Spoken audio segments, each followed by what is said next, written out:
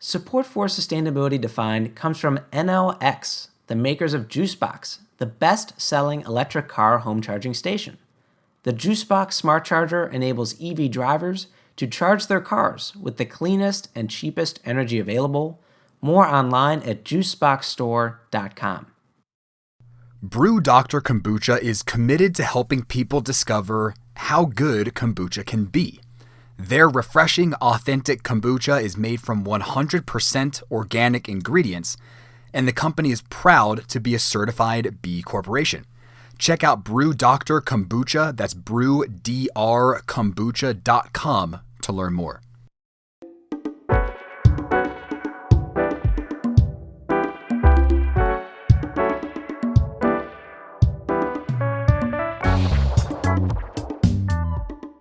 All right, listeners, welcome to Sustainability Defined, where Jay and I are here defining sustainability one concept and one bad joke at a time. Today is a special update episode because, Jay, we are going to replay our very first episode. Everyone remembers their first time, don't they, Scott? Yeah. No, let's not tell that story. All right, so moving right along. Listeners, we published our very first episode, again, that we'll never forget, on April 28th of 2016. The world was a different place. Obama was president, Jay. Obama was still here. Oh, man. Scary to think about, Scott. Listeners, this episode featured Amber Wason, the co-founder of Riide, and we are really excited to replay this episode for you. It's remained one of our more popular episodes over the years. Yeah, and for one, we wanted to replay it because it's really just fun to listen back to our very first episode. A fair bit of it is honestly the same, given the format and the bad jokes, but we like to think we've gotten better over time, so listeners, please don't judge our first outing too harshly. Right, no matter how tempting it will be. Scott, I do want to jump in here and ask a little quiz question of you. During this week that the episode released in 2016, do you know what song was at the top of the Billboard charts? I'm that guy when I'm on like a trivia team. I know none of the music questions. No. Okay. Where do you excel? Just so we know. Sports, movies, sustainability. Okay, well then we'll give you a little bit of an out here. I just find this so funny. Work was at the top of the charts by Rihanna during this week, not to be confused with Fifth Harmony's Work From Home, which was also on the top 10 charts that week at number 7. So music tastes have changed. Wow. So much else has changed, but Scott, we are still here, still at it. Nice. I like it. So listeners, this is also a perfect time to replay this episode for 2 reasons. Number one, just within the past week, Riide came out with Riide 2. So for context, before we dive in further, Riide is a DC-based company that builds lightweight electric bikes focused on commuters. More on their Riide 2 bike coming up in just a minute. And the second reason is that next month we have an all-new episode on e-mobility. E-bikes are part of e-mobility, so this is a perfect setup for next month's episode, where we'll dive deeper into the world of electric-powered transportation options. Oh, right. So let's first talk Riide 2, which is Ride's second-generation e-bike that took years of R&D to develop. And we're not talking about an electric bike used in bike share programs here. This is a premium e-bike that is geared for personal use.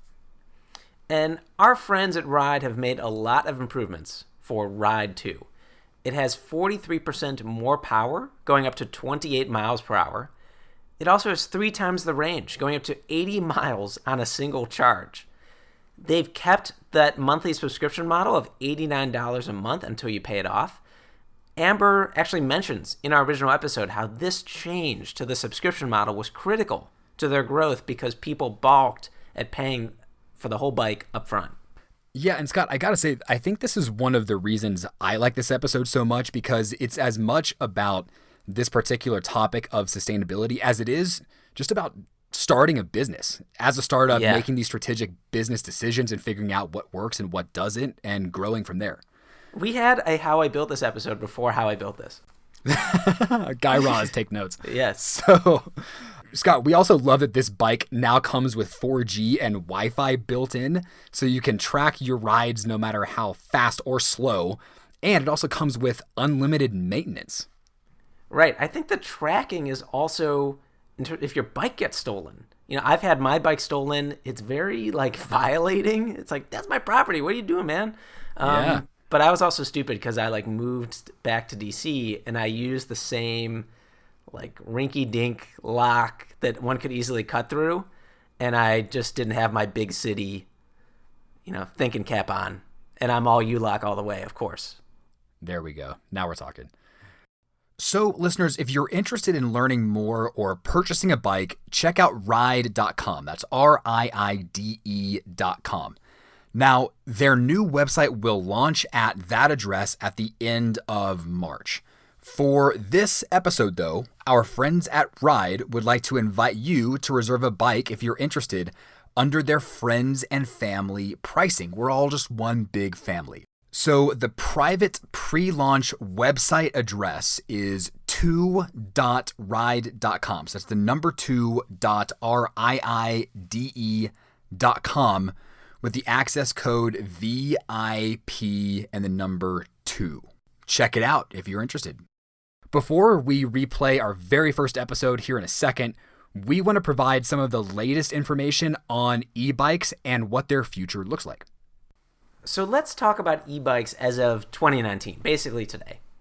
As of 2019, there were 200 million e-bikes in circulation globally. China is the largest market for e-bikes, but it is growing in the United States. In 2019, there were 400,000 e-bikes sold at U.S. specialty shops. That's a 73% increase just from 2018. And with all of this growth comes new players. It's not just Riide out there. There are car companies playing in this space. GM, Volkswagen, and even Maserati have e-bike models. GM's version is actually a foldable e-bike. So you just fold it up, put it in your back pocket when you're done. Yeah, I'm sure it's travel size, and then you blow up the whole bike. It's that easy. So the future does look quite bright for e-bikes. The e-bike market has surged with improvements in lithium-ion batteries, technology, pricing, and power. And these are all things that Riide has directly capitalized on. Between 2020 and 2023, more than 130 million e-bikes are expected to be sold worldwide, generating about $20 billion in revenue. To put these numbers into context, only 12 million electric vehicles, that is automobiles and trucks, are expected to sell in 2025. And further context, at the end of 2018, so not too long ago, just 5.1 million electric vehicles were in circulation. So really this huge wave of electric-based transportation coming with e-bikes right up front. Right, and even e-bikes, just comparing it to themselves, they've come a far way, those sales numbers. In 2013, only 1.8 million e-bikes were sold in all of Europe, while customers in the U.S. bought a measly 185,000. So that was 2013. And Jay, we just said that between 2020 and 2023, there will be more than 130 million sold. Amazing. Mm-hmm.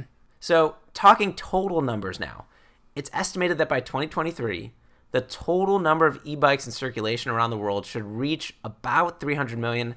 That's a 50% increase over 2019's 200 million. Which is crazy growth, honestly, in not that long of a time. Yeah. So one question we have is if these e-bikes will displace car trips or simply be a faster electric way to travel by bike. We found one survey where 28% of e-bike buyers bought the e-bike as a substitute for a car, not as an upgrade to a bike. It'll be interesting to see how that number changes as these new and improved models continue to hit the market. Totally. And it's important to note that the above numbers, Jay, that we threw out about total number of e-bikes globally, they include all types of e-bikes, including those owned by companies. One type of company that is buying more e-bikes is shipping companies, as they look for more ways to deliver packages in dense areas and with a lower environmental footprint. One study found that e-cargo bikes could be used for 20% of deliveries. This means that e-cargo bikes could make potentially tens of billions of yearly deliveries. That's right. And Scott, we know that UPS is testing electric tricycles that can hold up to 400 pounds or 181 kilograms with a capacity of 95 cubic feet. So listeners, check out I like that we give it in the metric too. 2.7 cubic meters, Jay. Right. Throw it out there. Of course, right. So we did it in listeners, both 95 cubic feet, 2.7 cubic meters. Thank you to all of our listeners from around the world. Listeners, while you're at it, check out the picture of this tricycle in the article we linked to in our show notes. It strikes me as like a beefed up trolley, those kinds of trolleys you see escorting people to and from ball games, you know, like from their parking lot to the stadium. It is cool though, and could change the way we receive packages. It is cool, but like you just mentioned at ball games, it's like a very, there's no cars or anything. I feel like I have enough trouble just biking safely, and I'm a commuter. You know, you look at that picture, that's a big tricycle. Like, I wonder if the infrastructure will be there to support it. We'll have to think through that. There we go. Fingers crossed.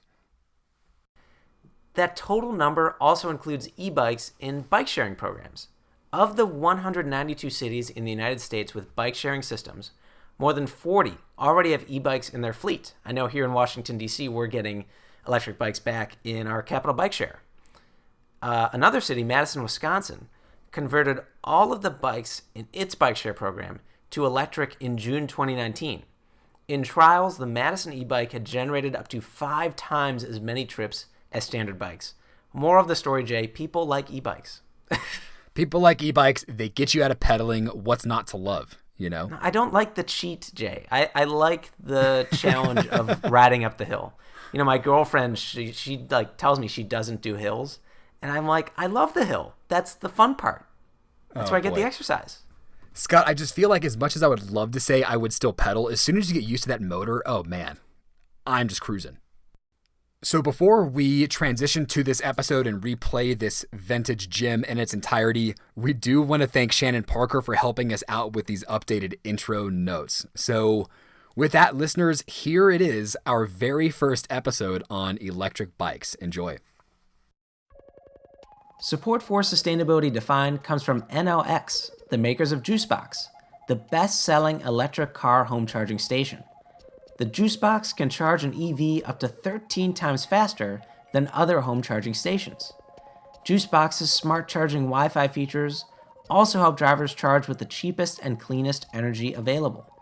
Schedule car charging when electricity rates are lower, or with JuiceNet Green software, charge with the cleanest energy on the grid. Sync your EV charging to times when solar and wind power are at maximum production and fossil fuel power sources are at a minimum. More online at juiceboxstore.com. Brew Dr Kombucha stands apart as a kombucha company steeped in tea heritage and commitment to using business as a force for good. In 2006, Matt Thomas started what became Brew Dr Tea Company.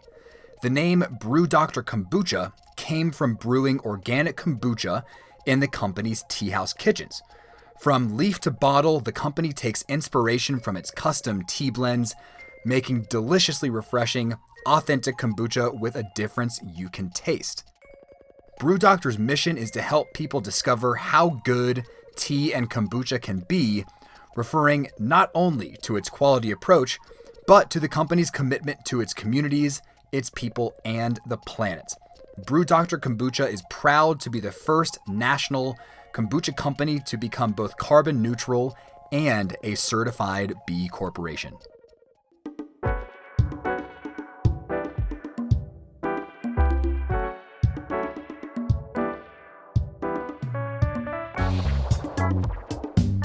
So Jay, this is it. Episode number 1. It hasn't really sunk in yet. You know, No. like, is this going to actually make it to iTunes? People want to listen to it? I don't know. I think they will, because you know who we have here as our first guest, Jay?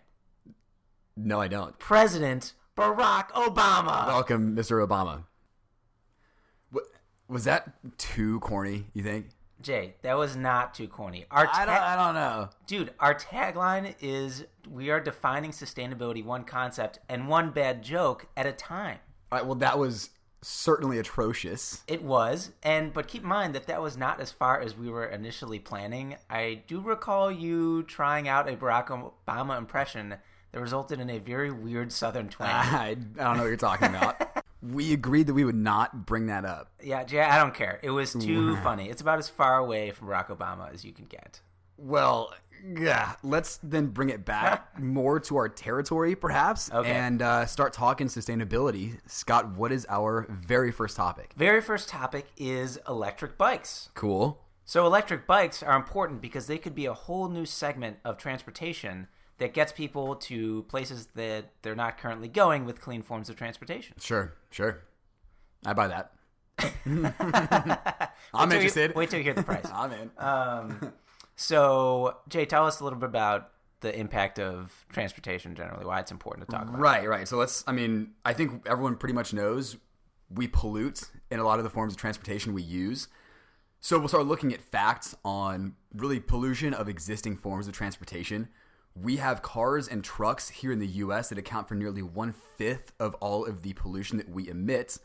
And really, you're emitting about 24 pounds of carbon dioxide and other global warming gases for each gallon of gas that you use while in your car, which is huge. I mean, those have real consequences. So we've got the car with these huge emissions, but the bike we all know and love. But tell us where's the history of the bike. Where did this all begin? Right. So let's dispel a common misconception first. The first bike was not the bike that you typically think of with that massive front wheel that's like 2 stories high with those tiny little ones behind it. Those are hilarious. Those are funny, and it's too bad they're not still around. But the first bike was dubbed the Dandy Horse, which was debuted in 1817 by a German by the name of Baron Karl von Drais. And so this is not the kind of bike that you typically envision nowadays. This thing was, I will do my best to describe it here, envision like a thick ski that sits atop 2 normal-sized bike tires, and you as the rider straddle this ski. There's no pedals involved, and you basically, it's almost like Fred Flintstone style. You are pushing yourself with your feet along the ground, just kind of scooting from place to place. It was not until about the 1890s, which was considered to be the golden age of bicycles, that we started to see more bikes that look like what we're used to today, with freely rotating wheels and those brakes that you can kind of pedal backwards with to slow down. Right. So in the 1890s, we had the bicycles we think about today. And in the 1890s, we also saw the first electric bikes. It goes back that far. There's even U.S. patents. We see people talking about, well, I've got this bike that involves this many amps from a certain volt battery. Spoken just like that back in 1890. Yes, it was a very broad patent. But today, e-bikes are, while not that prolific here in the United States, in China, it's a massive market. Tens of millions of e-bikes are on the road there. Yeah. So let's maybe talk about the different classes of electric bikes, because there's more than one. The first, and I believe the original, was what is called pedal assist, which is basically, you have the motor attached to the bike, which basically serves to help the rider pedal. It doesn't necessarily propel you itself, but it makes pedaling easier so that you can, go farther with it. And then the other type is power on demand, where the motor is activated by a throttle, and you just turn it forward like a motorcycle, and then zoom, you just sort of go. Yeah. And so it's you can probably note that a single bike can have both pedal assist and power on demand, though I think typically you find bikes with one or the other. Amber, who we'll be speaking with later today with Riide, their bikes, I believe, are power on demand.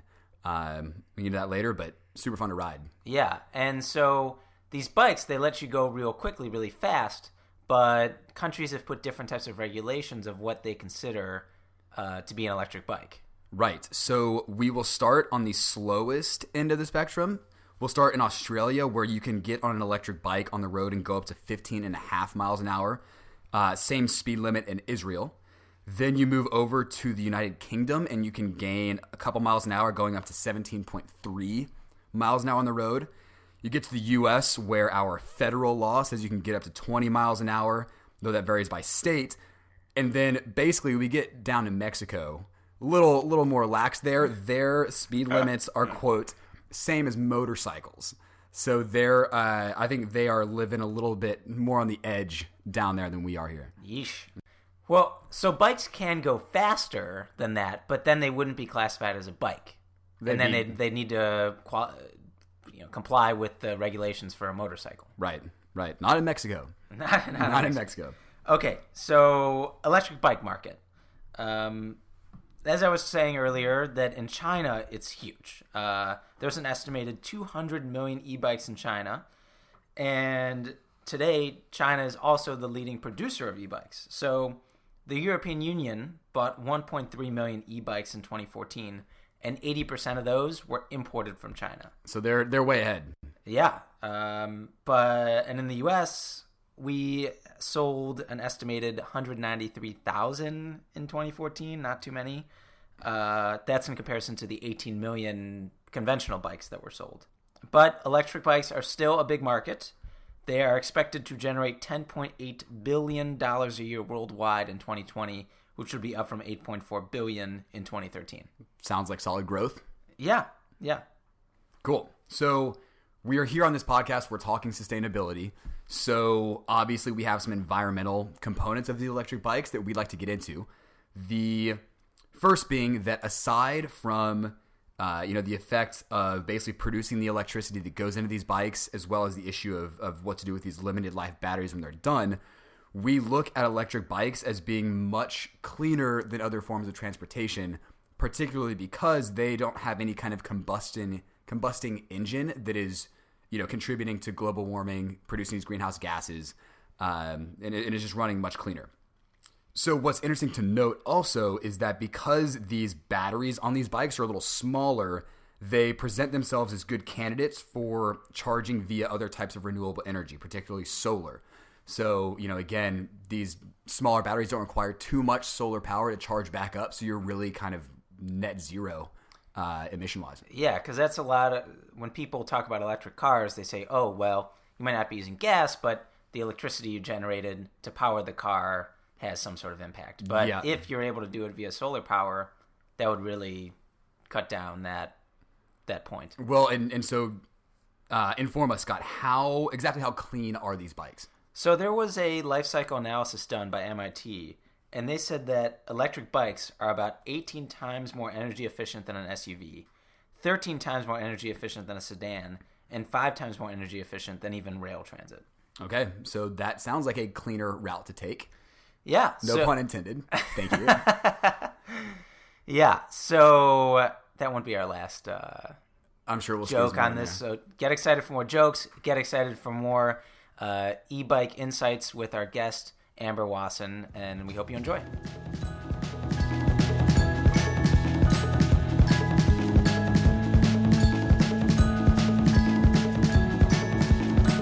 Okay, so Jay, we are here today with Amber Wason of Riide. She showed up on her ride to your apartment, so we knew exactly who it was. Although I believe she referenced the idea of taking an Uber if the weather wasn't right, so we'll let that go. Mm-hmm. Are you thinking about a fold-out umbrella, perhaps, on the bike? Yeah, I wish someone would design a windshield or some way to ride a bike in the rain without getting wet, but we're working on that. Yeah. That's probably step 2. So Amber, we're here to talk with you about electric bikes and your company Riide that you're starting up, which is super cool. We're going to love to ask you questions about it. But maybe to get us started, the idea of electric bikes to me seems so cool and so unique. What's the career path that led you here? Yeah, and first off, thank you guys for having me and for your interest in Riide. It's always exciting to have the opportunity to talk about it. So I fell into a career in transportation sort of accidentally. I was in college and applied for an internship at the downtown BID, the Business Improvement District. I got it, and it was in the transportation department. I had no idea that transportation really was an industry. It wasn't something that was really on my radar in terms of a career path. Ended up spending the summer in the transportation department and just fell in love with it. I got to work on some really cool projects like launching the circulator. This is where bike share was just being talked about, and the BID was pretty involved in the early stages of bike share. And so I just fell in love with how kind of transportation is the straw that sort of stirs our local economy. And so was interested in transportation from there. Out of college, got hired at a transportation consulting company where I got to work on some cool projects both in DC and in other parts of the country. And then from there, I got hired at Flexcar, which was Zipcar's biggest competitor at the time. They had just raised money from Steve Case and Revolution, so it was an exciting time to join that team. Was working there and absolutely just loved the idea of I was director of marketing, so selling transportation to millennials, this alternative form. It was one of the first kind of alternative forms. This is before Uber, before Lyft, but it was a very sexy industry, so had fun with that. They merged with Zipcar just about 6 months after I joined the team. And so I found myself without a job. I could have gone to work for Zipcar, but chose not to. And I had a severance package. And so I thought I'd always wanted to be an entrepreneur. And I thought this is kind of my opportunity. So spent some time with some other projects that ultimately did not succeed. Had a brief stint in real estate that I mentioned earlier to you guys. And then I met my co-founder, Jeff, and we started talking about electric bikes and really were interested in the space. He had been in China and saw them everywhere in China, and kind of started with a genuine curiosity. And from there, we decided to give it a go. I love this. You fell into the transportation bit, then did startups, and then started a startup transportation company. There you go. It just worked out, you know? And was this instilled from an early age? Were you riding bikes, as early as you could be? Or is this something you kind of just grew into over time?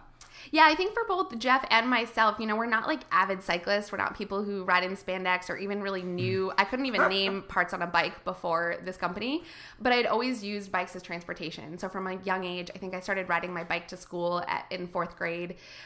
In high school, before I got my license, it was my only way to get to my friends' houses. So I just, I loved bikes for transportation. Came to DC. I used to commute to work on my bike.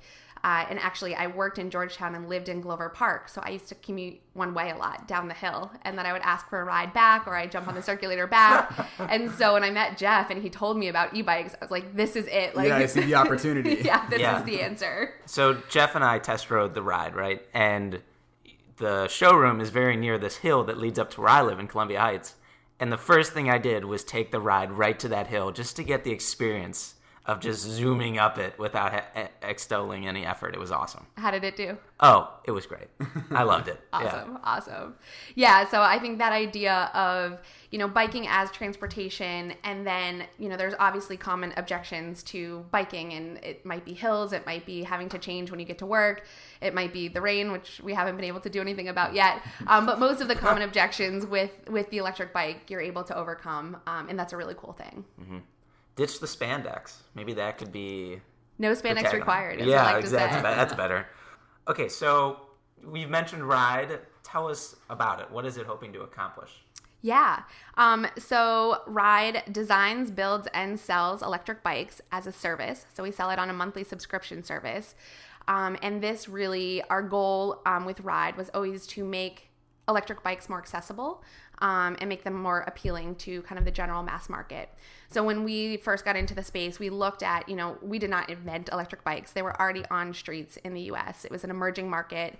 And what we saw is the market was kind of segmented, and there were these, cheaper Chinese imports sold at big box retailers that were really low quality, heavy, clunky, not aesthetically pleasing. Then there were some really nice e-bikes that were $5,000, $7,000. They were kind of bought as toys by, affluent population. There was a mid-market in kind of the $2,000 to $4,000 range. Those were being sold and marketed toward baby boomers who, maybe used to be avid cyclists but weren't biking as much anymore. And no one was really selling them as transportation to millennials. And that's where we saw this huge opportunity. We were looking at macro trends. People aren't getting their licenses anymore. Most people in cities our age do not own cars. And so we saw this trend and saw this opportunity. Over time, we started out selling them outright and realized that they were never going to take off at $2,000 a pop. We just heard time and time again from customers who rode them, I love this, I want one, I'm going to save up, I'm going to ask for it for Christmas, maybe someday. We were converting at about 1% to 2% of people riding the bike were actually buying it. We had to meet the right person that just had $2,000 lying around. Right. And so we started looking at how people pay for transportation. And even with cars, very few people actually buy cars outright. You finance them or you lease them. You look at how people pay for the bus or metro. It's on a monthly pass. Uber, you pay per trip. And so we started playing with different business models and trying to figure out what was the key to mass market adoption. When we started selling on a monthly subscription service for $79 a month, our conversion from test ride to purchase went up to 50%. So like 1 in 2 people that got on the bike were buying it, and the people that weren't buying it, it was always there was a piece of feedback, like I'm not ready yet, but there wasn't this barrier to entry anymore. And that's when we knew we kind of hit the mark. Wow. So you're the cool, affordable e-bike. Hopefully, yeah. That's the goal. And the conversion rate increase is amazing just from that small really change. Powerful. And I think that's often when I read about startups. When they first start, they don't have it all figured out. There's a lot of little changes that need to happen until you get to the point where, I don't know, you're featured in Forbes 30 under 30 like Jeff was, right? Or whatever reason. So I was hoping you were going to say on this podcast. Yeah, right. Shoot. That was a missed highlight opportunity. for my career. I didn't make Forbes. I'm unfortunately over 30, but Yeah. Well, speaking of, what have been the biggest challenges in getting the company off the ground? Yeah, so I think, one of our big challenges is like they say in Silicon Valley, hardware is hard, and it's expensive. And Jeff and I started this with a very meager amount of our own money and had to design and prototype an electric bike for under $10,000, which we were able to do. Industry experts estimate about $100,000 to prototype an electric bike. So we did what we had to do. So I think that was very challenging. Cash flow and the amount of cash necessary to make the capital investment to produce has always been a challenge. So something, we've been able to work through and have some ideas for how we're going to continue to work through it in the future. But that's been very challenging. Working with manufacturing in Asia has been a learning curve. Neither of us had experience. And in fact, neither of us had experience designing or building a bike either. So I think the whole path has been challenging, kind of one challenge after another, but it's sort of the mindset that challenge is opportunity, and if it were easy, everyone would be doing this. And the fact that we're able to work through some of these challenges is, I think, why we've gotten to where we are. So we were lucky to catch you when you're in DC, because you're launching now in San Francisco, correct? That's right. We moved out in January to start our West Coast operation, which is exciting. And so is it just going to go city by city, or what's the plan there? That's the plan. So in the next year, our plan is to be in DC and then launch San Francisco. So in the next year, launch kind of the 2 markets on the 2 coasts. You can get a ride bike anywhere in the country, and Canada as well. We can ship. And so by being in our 2 kind of major cities, we'll focus on the Ride Pass program there, and then we can ship up and down the coast and in the middle. And then from there, the idea the following year is to go city by city. And our goal is in 2 years to have 10,000 ride bikes on the roads. I would like one of those 10,000, please. You want to be the 10,000th. Well, that'd be cool. Yeah, or number 1 would be sweet, but I guess I missed that. But I'm riding number 1, so no you guys way. can come check Right. it out. The one outside? Yeah.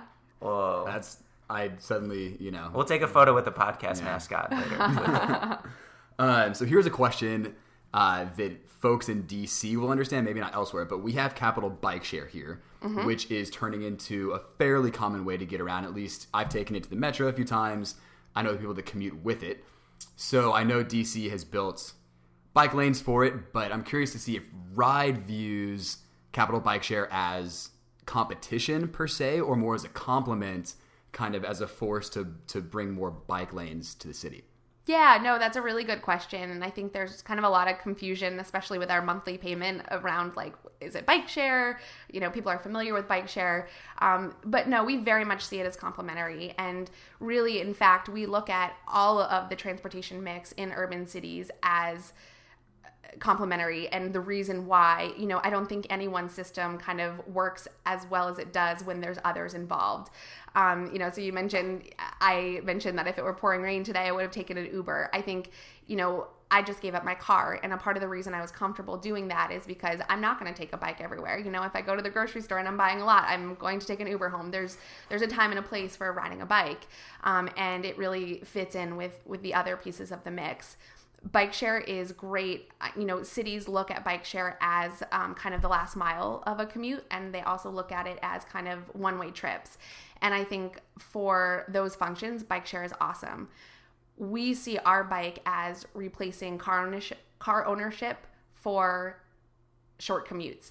And so when someone's commuting every single day to work on a bike, to get a bike out of Capital Bike Share docking station and then ride it to work has many problems. One, it's not fit or customized for how you want to ride it. Everyone, all of our customers like to put their specific seat or put a basket or racks. You might go to a station and it might be empty or full. Typically during rush hour, those are the times that, the bikes are most utilized. And they're heavy and they don't have the motor on them. So you're probably sweating when you get to work and having to shower. So we do a lot with Capital Bike Share. They've actually promoted our bike in their newsletter and on their platform. And so I think we very much see each other as a partnership. That's a great distinction. Yeah, very cool. So you bring up how you think Riide could perhaps replace a car. And when I was thinking about it, sustainability, there's an environmental component to it, of course. And with bike riding, there's more to it than environmental. There's public health and things like that. But if someone's just going from their regular bike to an electric bike rather than replacing a car, do you think that there's not as big an environmental impact if it's just replacing their regular bike, and perhaps maybe even negative because now they're using electricity? Yeah, so a couple things on that. When we surveyed all of our customers that are currently participating in the Ride Pass pilot, and we asked them, what are you using the bike for? 92% said they're using it for everyday transportation or daily errands, for commuting or running their errands. And so to me, that says that they're replacing some other form of travel, whether that be car ownership, taking the bus, metroing, and a lot of our customers do own bikes already. So for our riders, this is a part of the puzzle. It's a part of, their fleet of transportation options. And so I guess to the second point, in terms of the environmental impact, because it has a battery, our batteries are 313 watt hours. So it's about a third of a kilowatt hour. And it's a very small amount of electricity. So it's about 5 cents of electricity in your wall outlet. So it's not a huge impact. Can we talk about the battery actually for a second? Because I know with electric cars, some of the people say, when that car's done, that battery is going to be, could go be e-waste somewhere else. So is there a plan already in place for when people are done with the battery that they get when they first buy the Riide to recycle it or something? What happens? I love that question. It's something that we've talked a lot about and thought a lot about. Our bikes have only been on the road for a year now, so it's not something, we haven't had to cross that bridge yet. But it's something that we're being very thoughtful about and working with our suppliers to come up with a good answer for that. I guess one more question on this sort of line of questioning is, when you're marketing the bike, do you talk about, what's your main tactic? Are you talking about environmental, or are you talking you won't schwitz on your way to work? Yeah, no, and it's another really good question. I think for both Jeff and myself, the environment is a huge driving force for why we're doing this. For our customers, and from what we've seen in other industries and with other products, that's not what influences someone's purchase to buy. And I think the more targeted we get with our messaging and our marketing, that could change. Certainly there are portions of the population that do care. But for the mass majority, people are buying it because it's a quicker, cheaper way to get to work. And the environmental impact is kind of bonus. I do think, though, it fits into people's values, and through products, especially I think with the younger generation, people want to live their values, and it's a way that they're signifying to the world. If someone drives a Hummer versus if they show up on a bike, it says something very different about who you are. Well, I think that's so cool to have identified a market niche basically for something that is very much in demand, that has all these, additional benefits that come to it. You're not necessarily forcing people to change their behavior, but just almost introducing something new that will do it, in a more environmentally friendly way. And faster and cheaper. And that's fine too, because I think when people talk about climate change, if they just focus on the environmental component and not this huge opportunity to redefine our economy and create more new jobs and all this, you're going to lose a segment of people. So you kind of need both. And perhaps the economic argument is really the strongest one anyway. I think so. I mean, if you take any two products that are exactly alike and you put them on the shelf next to each other, and one is, has an environmental play to it, but it's more expensive, people are going to choose the cheaper product. And unfortunately, we're just not all in a situation where we can make decisions based on that alone. Okay, so we're talking super high level now. Okay. Let's bring it back down to what is parked outside my apartment right now, which is the Riide bike. Can you tell us about it? What are the specs? Its speed, weight, all that good stuff. Yeah. So our three most common questions are: how fast does it go? What is the range? And how long does it take to charge? So I'll answer those first. So the range is about 25 miles, although it depends largely on how much you're pedaling, how much you weigh. Many factors go into impacting the range. We get consistently about 25 miles. So anywhere you're going to want to go in the city in a single day. It charges in 2 to 3 hours in a standard wall outlet. So you can the charger looks kind of like a laptop charger, just a little bit bigger. It's easy to throw in your bag and bring with you. So you can charge it at work, or if you're on a long bike ride at a coffee shop. And the speed is 20 miles an hour. And that is, the federal law says if it goes less than 20 miles an hour and the motor is less than a horsepower, 750 watts, that it's classified by the federal government as a regular bicycle. So you can take it on bike paths, anywhere you can take a bike. You can park it in front of buildings. Local jurisdictions do sometimes impose stricter regulations. And because it's an emerging industry, in some places, the legislation is kind of all over the map. So, for example, in New York City, electric bikes are illegal. Many people ride them. One of the largest reseller of electric bikes is in New York City, but it's technically illegal to ride them. And I can go off on a tangent on why I think that is, but that's not important. But do they actually enforce that? Will they confiscate the bike? From what I understand, they don't confiscate the bike. I think there is a ticket or a fine involved. Okay. I have yet to meet someone who's been fined for riding an electric bike. Yeah, I've heard of them being very popular in New York, so it's kind of surprising to hear. Yeah, and it's not illegal to sell them, buy them, or own them, only to ride them. So make with that what you want. It could be a nice art piece, perhaps. Exactly. So we're in DC. We don't need any kind of licenses here to go out and just, burn rubber out there? No license or registration required. Some of the bike paths have, like, for example, the... help me out here. I haven't been in DC a while. The bike path that's along the Potomac River. The C&O. Yeah, the C&O. It has no motorized vehicles allowed. So that's something to take into consideration. I'm not positive about this, but I think if you turn the bike off, it's fine to ride. And that's typically what I do. And also, with any law, you kind of have to interpret it like what is the impetus for it and the reason for it. And obviously on the paths, they don't want jerks coming on with a bike that goes 30 miles an hour and, be passing runners and riders. So I think as long as you're respectful and cognizant of it, you guys have seen the bike, you've ridden it, it looks and functions like a regular bike. Totally. And when we test rode it, I was talking with Aaron about how there's actually a regulator in the bike to make sure it doesn't go over that 20 miles per hour. Is that right? So you kind of control if someone wants to go soup it up somehow. There's sort of an override. Exactly. There's a governor in it. And we are the only ones with access to the controller. So we are able to regulate. To dismay of all the kids out there. And you said the range was 25 miles per hour, or 25 miles on a charge. But somebody could not be using it and regularly bike riding. Absolutely. And then use it. So it could be way longer than that. Exactly. That's just if you had it on full throttle the whole time, you're saying, you can right? always pedal, and then it's unlimited range. Right, but why would you when you don't have to? That's what I'm saying. No, Jay, you want the exercise. Nah. The e-bike will kind of ruin you. You go on a regular bike, and you're like, what is this? I have to pedal up this hill. Yeah. So, started in DC, opening in San Francisco coming up. Where do you see either Riide and or electric bikes in general going in the future? Yeah, so again, our goal with Riide is to replace car ownership with the electric bike for short commutes. And back to the stat I gave before, 92% of our customers are using it to commute and for daily transportation. And that's our goal. Our goal is to help people who commute less than 10 miles every day to work to not have to drive or take the metro if they don't want to. Do you think it's just getting your message out there of the benefits and the ride pass so you can pay monthly? Or is there something else that's the barrier? People just need to hear it.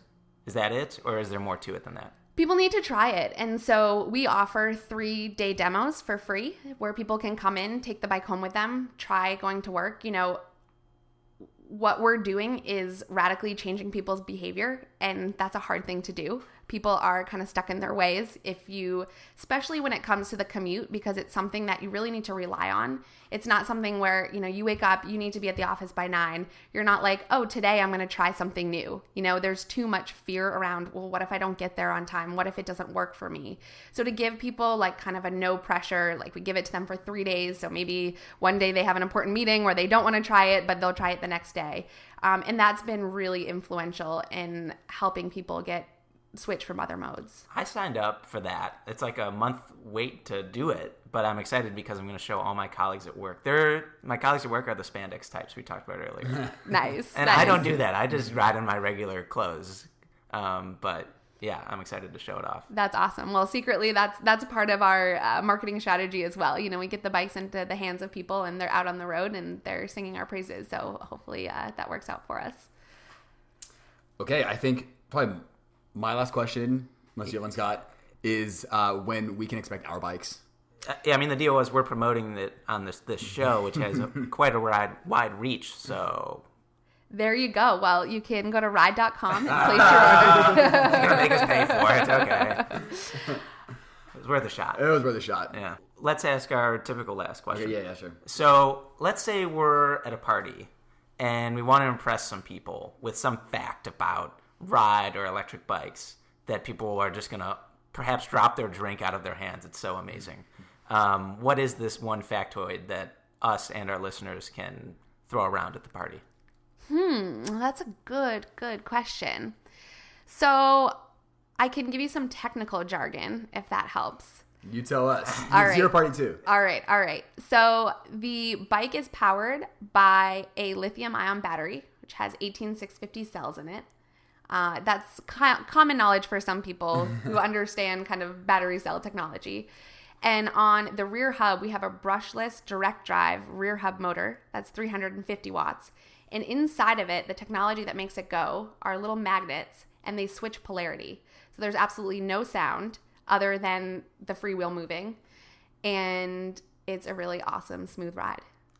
I think I got the magnet part. Everything else just sounded really cool. I'd probably be way over my impressed. head. Yeah. We'll practice after the podcast. All right. Sounds good. All right, Amber, thank you so much for joining us. It's been great talking to you about electric bikes and this cool new company you're going with.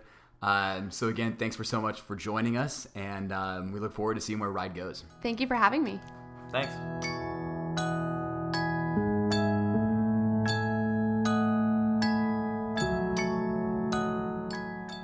All right, Scott, we are going to break this episode, come to a complete stop. It's been a great one. We would like to... What if I want to make the throttle and do more and zoom ahead? We'll be under 20 miles an hour, I promise. This episode's battery has now run out of juice. Ooh, that's good. Well done. So we're going to have to call it quits there. We would like to thank Potions for giving us our intro music, as well as Square Peg Round Hole for supplying the rest of our music we use throughout this episode. We would also like to thank Emily Dubois for designing our beautiful logo. So please, if you liked what you heard, subscribe to our iTunes feed, rate us, help us get off the ground as we launch this thing. Yeah, it really helps us get noticed on iTunes, hopefully in the new and noteworthy section if you subscribe and rate us, so please do that. And you can also find more information at www.sustainabilitydefined.com. We would also love to hear from you directly. Feel free to reach out to us at hosts@sustainabilitydefined.com.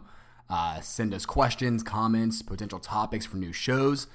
We've also got a contact form in the back of our website as well. We'd love to hear from you. Yeah, so you all stay sustainable out there. This is Scott Breen. And Jay Siegel. We will see you next time.